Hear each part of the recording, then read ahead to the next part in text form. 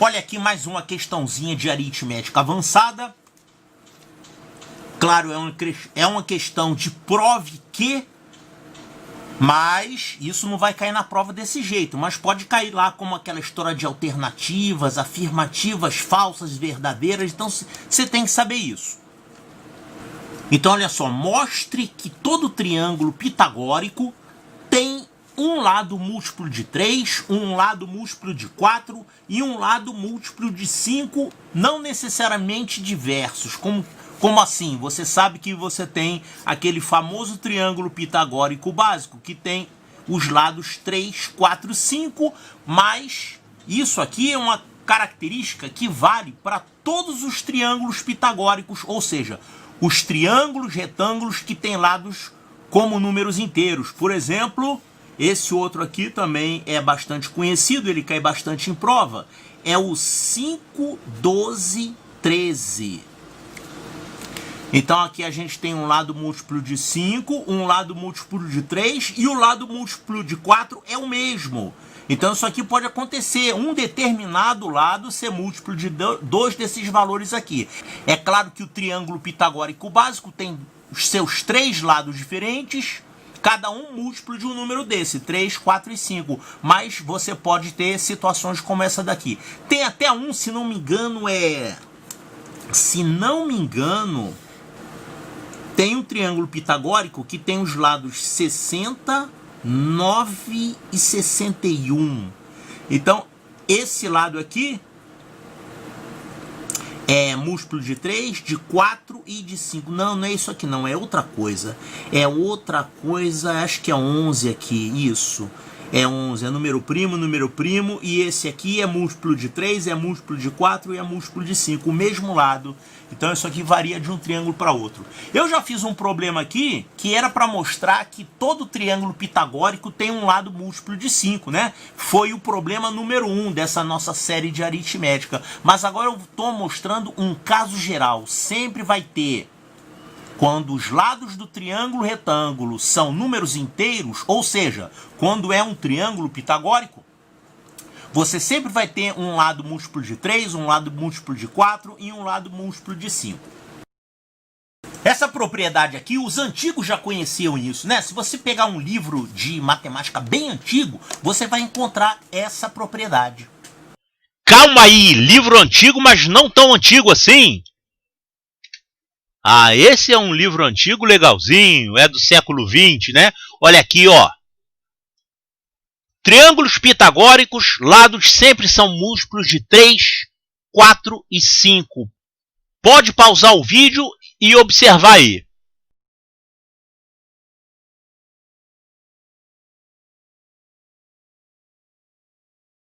Bom, a primeira coisa que a gente tem que observar aqui é o seguinte. Todo triângulo pitagórico vai ter sempre um cateto par e um cateto ímpar, depois que você simplifica. Claro que se você tiver um triângulo assim como esse, se você pegar esse triângulo aqui e multiplicar todo mundo por 2, você vai ficar com 6, 8 e 10, né? 6, 8 e 10, que é o dobro de 3, 4, 5. Então esse triângulo tem todos os lados pares. Mas mesmo se for pares, se você simplificar o máximo que você puder, quer dizer, pegar um outro triângulo semelhante, você vai recair no triângulo que tem um cateto par e um cateto ímpar. Então a primeira coisa que nós vamos fazer aqui é analisar as possibilidades para, digamos assim, a paridade dos lados do triângulo pitagórico. Então, por exemplo, nós podemos ter um triângulo pitagórico com um cateto par e a hipotenusa par, certo? Isso aqui está correto, isso aqui é permitido.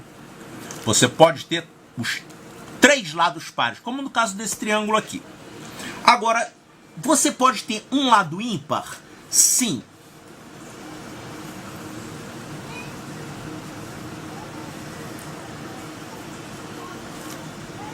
Um lado ímpar, vamos tentar fazer isso aqui um lado ímpar, quem seria ímpar? Bom, para pegar alguém aqui e colocar para ser ímpar, como é que poderia ser? Ímpar, par e par. Olha só, o quadrado da hipotenusa é a soma dos quadrados dos catetos, né? Então você não pode ter a soma de um par com ímpar dando um resultado par, não tem como. Então se você tiver um lado ímpar, só um lado ímpar, olha aqui, só um lado ímpar. Quem é que poderia ser um lado ímpar? Esse cara aqui pode ser ímpar? Pode ser ímpar, par e par? Não, porque a soma de um par com ímpar dá ímpar, não pode dar par. Então você não pode ter isso aqui, é proibido. Ímpar, par e par. Isso aqui não funciona. Claro, pitagórico, todo mundo aqui é número inteiro, tá? Isso aqui não tem como acontecer.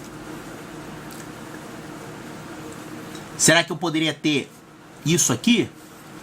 Par, par e ímpar? Claro que não. Quando você fizer aqui a soma dos quadrados dos catetos, vai dar um número par, não vai dar ímpar. Então isso aqui também não pode fazer. Isso aqui não funciona e isso aqui não funciona. Então você ter um lado ímpar no triângulo pitagórico não tem como você fazer. Não tem como ser hipotenusa, não tem como ser um cateto. Agora, você pode ter dois lados ímpares. Isso sim, dois lados ímpares. Dois lados ímpares, você poderia ter isso aqui, ó. Poderia ter aqui um ímpar, aqui alguém par e aqui alguém ímpar. Isso aqui poderia acontecer, porque a soma de um par com ímpar dá ímpar, né? Então, isso aqui, a princípio, poderia fazer. Você poderia ter aqui um cateto ímpar, um outro cateto ímpar. No caso, a hipotenusa teria que ser par, porque a soma de dois ímpares dá um par. Então, isso aqui, a princípio, poderia fazer. Só que isso aqui não vai dar certo, porque não vai casar aqui, não vão casar aqui os quadrados. Eu vou mostrar por que isso aqui não funciona. Olha, eu vou eliminar esse triângulo, porque através de simplificação, ele vai recair ou nesse ou nesse. Ou nesse caso ou nesse caso, tá? Então isso aqui, ó, a princípio pode, mas eu vou mostrar que no fim das contas não vai dar certo. Eu vou mostrar que o único tipo de triângulo retângulo que a gente pode ter, pitagórico, é esse aqui. Quando tem cateto ímpar, cateto par e hipotenusa ímpar. Por que esse aqui não pode? Ímpar com ímpar.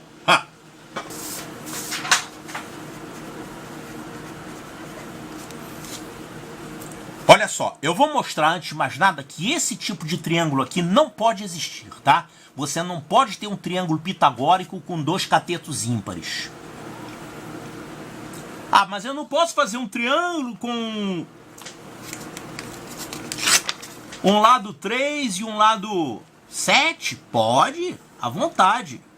Quanto é que vai ser a hipotenusa? Aplica a fórmula, isso aqui vai dar raiz quadrada de 49 mais 9, raiz quadrada de 58. Pode, só que ele não vai ser pitagórico. Eu estou falando aqui, nesse problema todo, de triângulos pitagóricos, onde os lados são números inteiros. Certo? Então eu vou mostrar que não tem como um triângulo pitagórico ter essa disposição aqui. Vamos utilizar aqui uma fórmula para representar números ímpares e uma fórmula para representar números pares. Números pares eu vou representar por essa fórmula aqui, ó, 2K. 2K, onde K é um número natural, estou falando só de números positivos, né? Então 2K seria uma fórmula geral para representar um número par. É o dobro de alguém, é o dobro de um número natural. Números ímpares, eu vou usar outra fórmula aqui, 2K mais 1. É sempre um número par somado com 1. Então, claro, se eu estou usando aqui dois catetos, eu vou ter que usar duas vezes a fórmula, eu vou ter que usar outra letra além do K, tá? Então eu vou fazer o seguinte, eu vou chamar um cateto, vamos chamar esses catetos aqui de B e C. Vou chamar o cateto B de 2K mais 1. Que seria um número ímpar, ok? Cateto C também, só que eu vou usar uma outra letra para não confundir.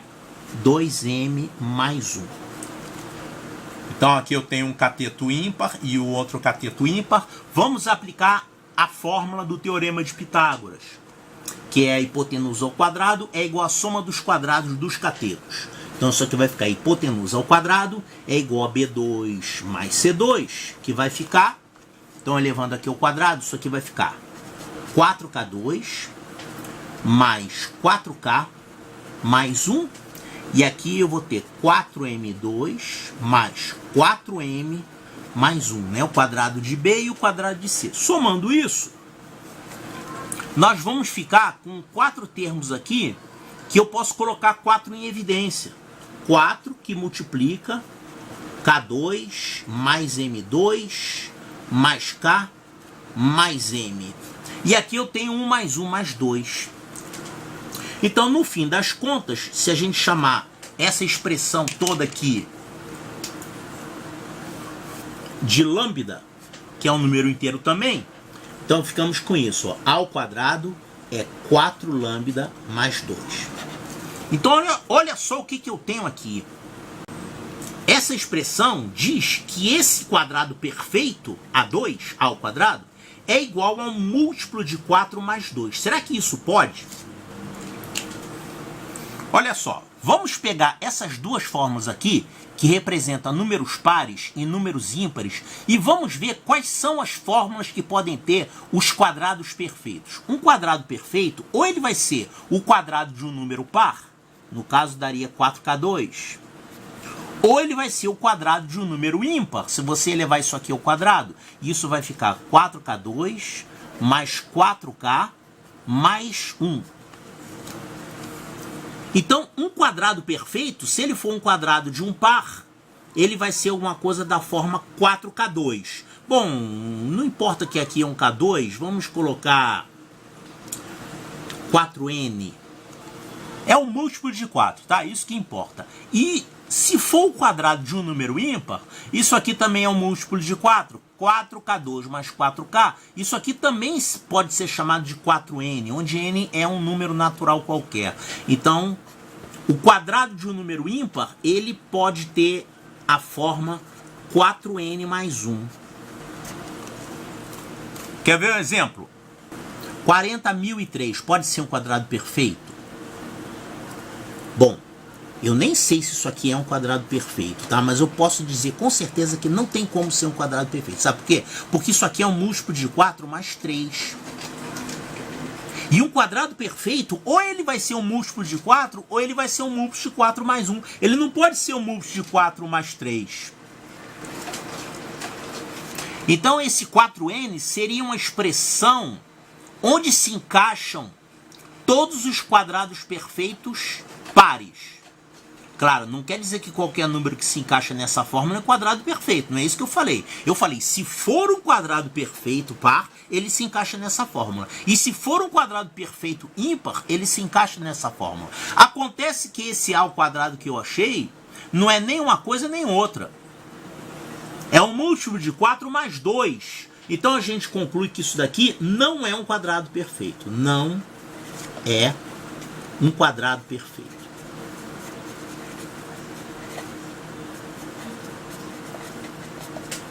Não é um quadrado perfeito. Por quê? Eu tentei obrigar a obedecer a fórmula lá do Teorema de Pitágoras e eu cheguei num absurdo.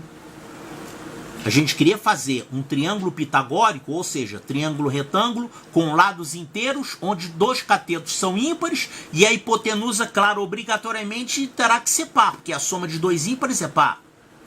Mas ela não se encaixa numa fórmula geral de um quadrado perfeito. Ela teria que ser ou isso ou isso. Isso aqui não pode. Então você nunca vai ter um triângulo retângulo com 2 catetos ímpares. Isso aqui não existe. Então o que nós conseguimos chegar aqui? Triângulo retângulo pitagórico com 2 catetos ímpares. Eu posso? Não, eu mostrei que isso aqui não dá certo. A gente vai chegar numa contradição. Se for par, par e par, eu posso? Bom, Simplifica ele. Você obrigatoriamente vai ter que chegar nisso aqui. Se você chegar nisso aqui, já sabe que não existe. Então, todo triângulo retângulo pitagórico, ou seja, com lados como números inteiros, ele tem que ter as seguintes propriedades. Hipotenusa vai ser sempre um número ímpar. Os catetos, não importa se é o cateto maior ou o cateto menor, você vai ter obrigatoriamente um cateto par e um cateto ímpar. Então, todo triângulo pitagórico vai ser assim. Dois lados ímpares, que vai ser um cateto e a hipotenusa, e um lado par, que vai ser um dos catetos. No triângulo pitagórico tem um cateto par, outro cateto ímpar, e a hipotenusa ímpar, obrigatoriamente nessa sequência. Esse cateto par, ele além de tudo, é múltiplo de 4.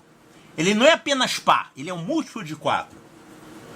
O número par michuruca seria 6, 10. Ele só tem um fator 2, né? 14, 18. E o múltiplo de 4, ele tem mais do que 2 fatores 2. Seria assim, 12, 20, 28, né? Seria 36. Seria um número divisível por 4. Então, o cateto par, ele sempre vai ser divisível por 4. Vou mostrar isso. Então, digamos que aqui a gente tem o cateto par. E aqui é a hipotenusa ímpar. E outro cateto C ímpar. E aqui é o B par. B é par. Eu vou mostrar que ele, além de ser par, ele também é múltiplo de 4. Para mostrar isso, eu vou partir da fórmula do Teorema de Pitágoras. A2 igual a B2 mais C2, que eu posso escrever assim.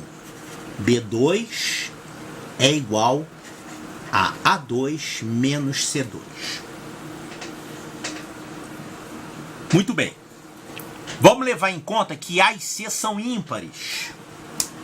Já que o A e C são ímpares, eu posso escrever o A dessa forma aqui. 2K mais 1. Seria uma fórmula geral para números ímpares, né? É só colocar aqui um inteiro qualquer, você vai ter um número ímpar. E o C também vai ser um número ímpar, eu vou chamar de 2M mais 1. Eu usei letras K e M diferentes, porque não necessariamente vão ser iguais essas letras, né? Aliás, não tem como no triângulo retângulo a hipotenusa ser igual a um cateto, né? Não tem como. Você pode ter dois catetos iguais.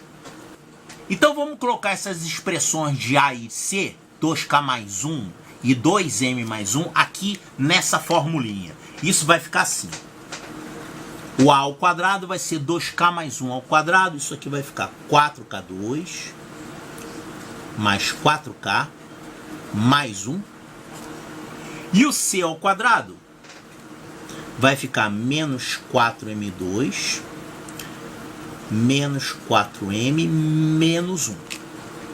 Eu subtraí, né? A2 menos C2. Aqui esse 1 vai cortar. Então nós vamos ficar com B ao quadrado igual a tudo isso aqui. Vou botar 4 em evidência. Então aqui vai ficar K2 menos M2 mais K menos M. E aí observe, K2 menos M2 a gente pode fatorar. Isso aqui é aquela fatoração, diferença de quadrados, né? Diferença de quadrados é o produto da soma pela diferença. Então isso aqui é K mais M vezes K menos M. Então a gente pode colocar K menos M em evidência nessa expressão toda aqui. Então isso aqui vai ficar 4. Já vou colocar K menos M em evidência.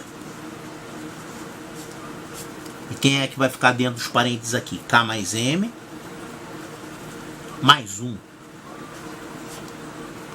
Então isso aqui fatorado vai dar isso. E agora olha só que legal. Aqui dentro desses parênteses tem um fator 2 escondido.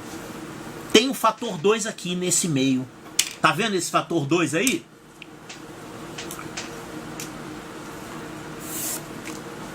Obrigatoriamente, um deles vai ser par. Alguém aqui é par. A gente chama isso de paridade. Paridade A paridade de um número quer dizer o quê? Paridade de um número quer dizer se ele é par ou ímpar.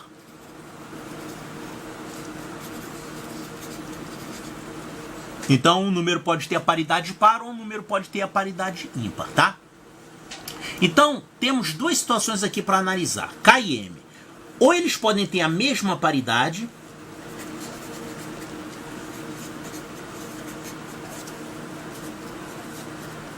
ou eles podem ter as paridades diferentes.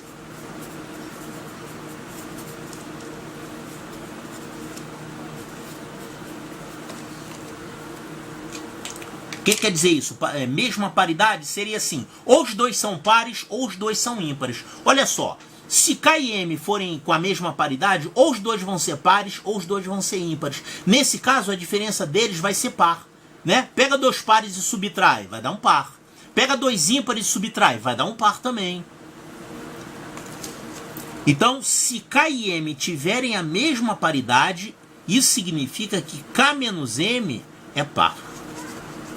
Agora, e se eles tiverem paridades diferentes? Se eles tiverem paridades diferentes, quer dizer, é um par e outro ímpar. Nesse caso, esse K mais M aqui vai dar ímpar, né? A soma de um par com ímpar vai dar ímpar. Somando com 1 vai dar um resultado par. Ou seja, se eles tiverem paridades diferentes, esse parênteses, o K mais M mais 1 é que vai ser par. Então, obrigatoriamente, um desses dois parênteses aqui tem que ser par. Com certeza alguém é par. Qual dos dois é par? Eu não sei. Eu não sei quais são os valores de K e M. Eu só estou colocando as duas situações possíveis. Paridades iguais ou paridades diferentes. Não existe outra hipótese. Então, aqui nesse meio, alguém é par. Então, eu posso dizer que esse produto desses dois parênteses, ele é igual a 2 vezes alguém. Alguém que não me interessa, tá? Eu vou chamar de 2 lambda. Então, você tem um fator par aqui. Ou seja, o nosso b ao quadrado, ele vale 4 vezes 2 lambda, que é igual a 8 lambda. Isso significa que b ao quadrado não tem apenas esse fator 4, ele tem mais pares aqui dentro. Portanto, o b ele não pode ser um número do tipo 6, 10, 14, porque aqui só tem um fator 2, um fator 2 e um fator 2. Ele tem mais fatores 2. Então ele tem que ser um número desse tipo aqui. Certo? Então o B não é um número par que tem um único fator 2. Ele tem mais fatores 2. Ou seja, B é múltiplo de 4.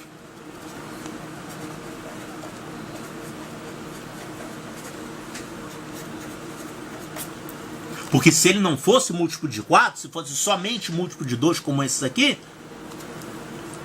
todos os fatores 2 de B ao quadrado estariam aqui. Aqui você teria só ímpar. Aí não seria múltiplo de 4, né? Mas como tem mais fatores 2 aqui nesse meio, quer dizer que existem mais fatores 2. Então ele é múltiplo de 4. Ou seja, existe mais de um fator 2 dentro do B. Então isso aqui mostra a primeira parte do nosso problema. Mostra que um dos lados do triângulo pitagórico... Repito, triângulo pitagórico é um triângulo retângulo que tem os lados como números inteiros.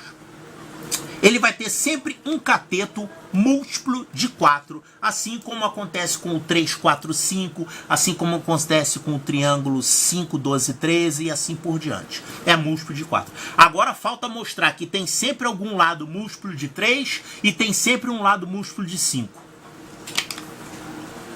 Bom, já mostramos que entre os dois catetos de um triângulo pitagórico vai existir sempre um cateto que é múltiplo de 4. Agora nós vamos mostrar que também entre os catetos sempre vai existir um que é múltiplo de 3. Múltiplo de 3? Como é que a gente representa um número que é múltiplo de 3? 3K. 3K é um múltiplo de 3, né? Certo, e como é que a gente representa um número que não é múltiplo de 3? Olha, pode ser 3K mais 1 ou pode ser 3K mais 2. São números que deixam resto 1 ou resto 2 na divisão por 3, né? E o que deixa resto 0 é o múltiplo de 3, tá aqui, ó, 3K. Agora vamos usar uma outra fórmula para representar esses dois números aqui. Vamos chamar isso aqui de 3K mais ou menos 1. Ou seja, um número que não é múltiplo de 3, ele vai ser um múltiplo de 3 somado com 1 ou diminuído 1. Pode pegar um número que não seja múltiplo de 3 aí, 10. Tá, 10. 10 é um múltiplo de 3 mais 1, né? 3 vezes 3 mais 1. Vamos pegar um outro múltiplo de 3 aqui. 17. 17 não é múltiplo de 3. Ele pode ser escrito como um múltiplo de 3 menos 1, ó. Ele é 3 vezes 6 menos 1. Então, todo número natural, ele ou vai ser um 3K ou ele vai ser um 3K mais ou menos 1. Eu estou representando aqui todos os números naturais possíveis. Certo? Então, vamos obrigar os catetos B e C a não serem múltiplos de 3. Eu vou mostrar que isso é impossível. Um cateto tem que ser múltiplo de 3. Então vamos primeiro obrigar eles a não serem múltiplos de 3. Ou seja, B não é múltiplo de 3. B não é múltiplo de 3. Então eu posso chamar o B de 3K mais ou menos 1. E também vamos obrigar o cateto C a não ser múltiplo de 3. O C não é múltiplo de 3, então eu posso representar o cateto C como 3M mais ou menos 1. Tá? Nenhum dos dois é múltiplo de 3. E eu vou mostrar que isso aqui vai resultar num absurdo. Então isso vai mostrar que isso aqui é impossível. Ou seja, alguém vai ter que ser múltiplo de 3 aqui. Bom, então supondo que o B e o C seguem essa fórmula aqui, vamos calcular o A ao quadrado pela fórmula do Teorema de Pitágoras. Já que eu estou falando de triângulos pitagóricos, os lados são números inteiros, então isso aqui é o quadrado da hipotenusa, é um quadrado perfeito também, né? Tem que ser um número inteiro.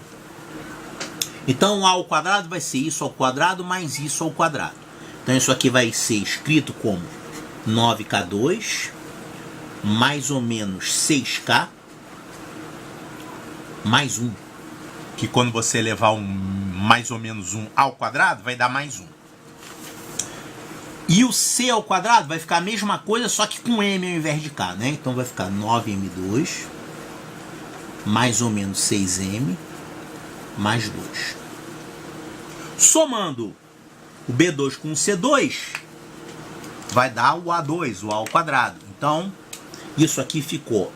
Toda essa expressão aqui vai ser um múltiplo de 3, né? Porque aqui eu tenho 9 vezes isso, 9 vezes isso, 6 vezes isso, 6 vezes isso. Ou seja, todo mundo aqui é múltiplo de 3. Então, eu posso escrever... Tem um erro aqui é 1, tá? Olha. Aqui é mais 1, não é mais 2. Então, isso aqui vai ser um múltiplo de 3. Vamos chamar isso aqui de 3n mais 3n mais 2.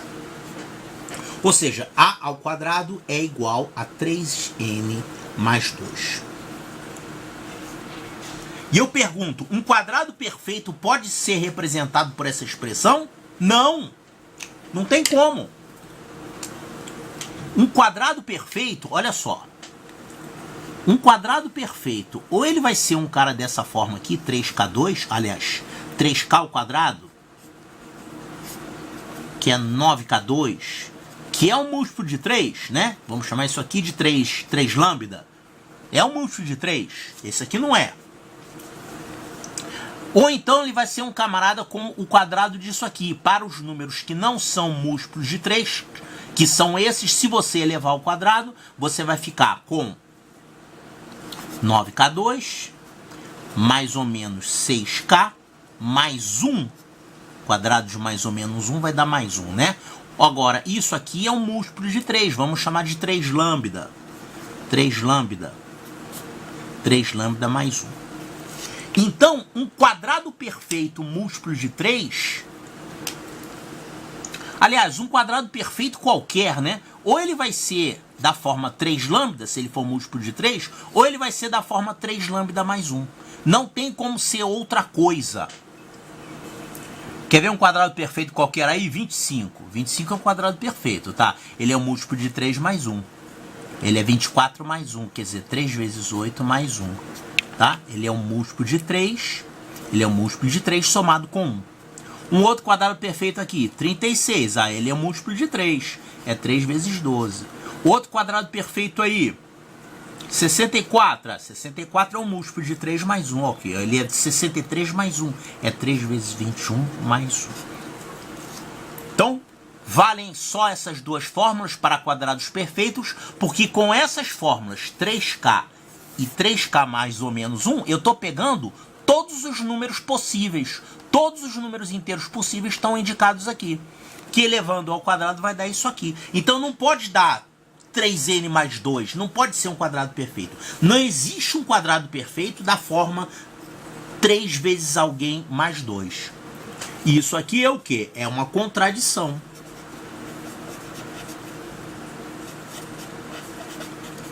Por que surgiu essa contradição? Porque eu parti de uma suposição absurda, que é essa aqui. Eu falei que B não é múltiplo de 3 e C não é múltiplo de 3. Então isso aqui é falso, isso aqui não pode acontecer.